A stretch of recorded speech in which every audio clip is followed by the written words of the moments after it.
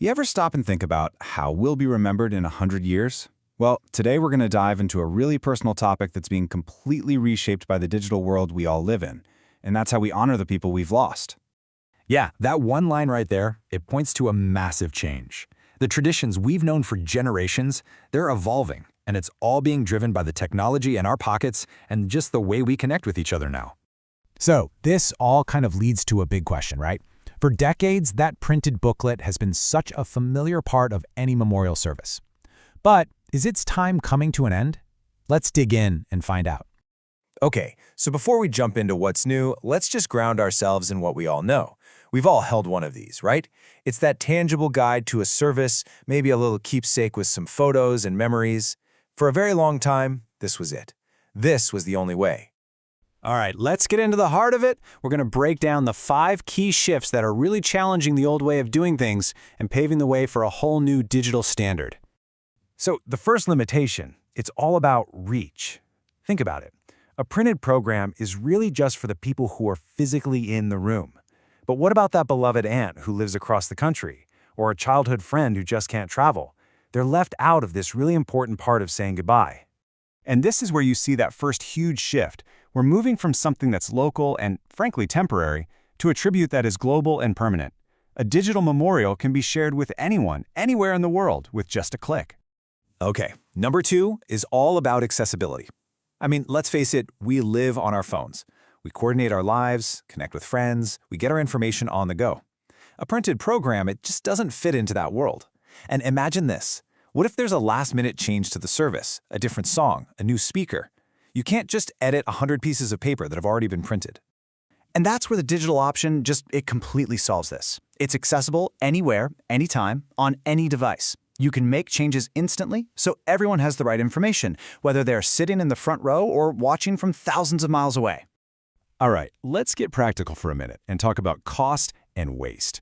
Designing and printing hundreds of high-quality booklets gets expensive fast. And what happens if a little typo slips through? That's a costly headache. Plus, in an age where we're all trying to be a bit more environmentally conscious, all that paper waste is a real concern.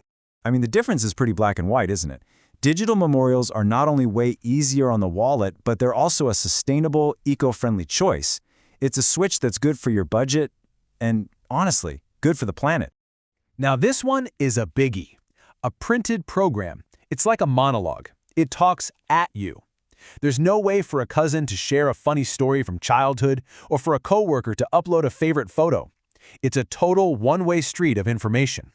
But now, look at how the digital approach just flips that script completely. It moves from just passive information to a truly interactive experience.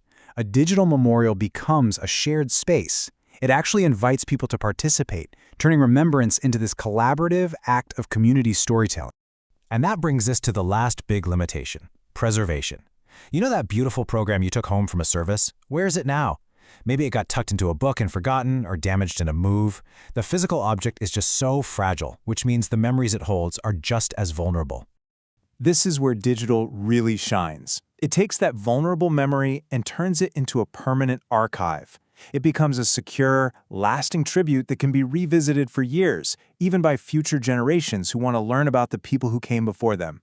So, we've seen all the ways paper can fall short. Now, let's explore what makes the digital alternative so incredibly powerful. This isn't just about putting a program online. It's about building a living, breathing tribute. So, what does it even mean for a memorial to be alive? Right? It's a great question.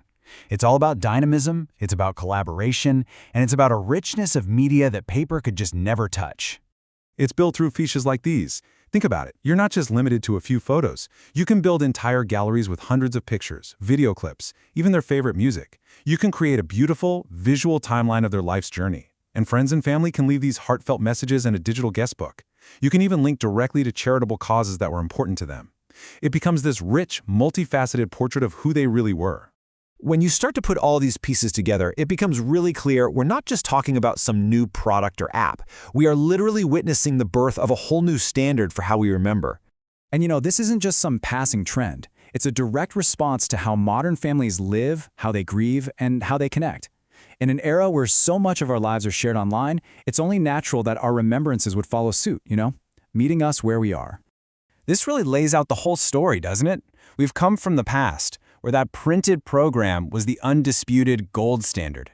We're right in the middle of the present digital shift, where families are starting to expect these online options.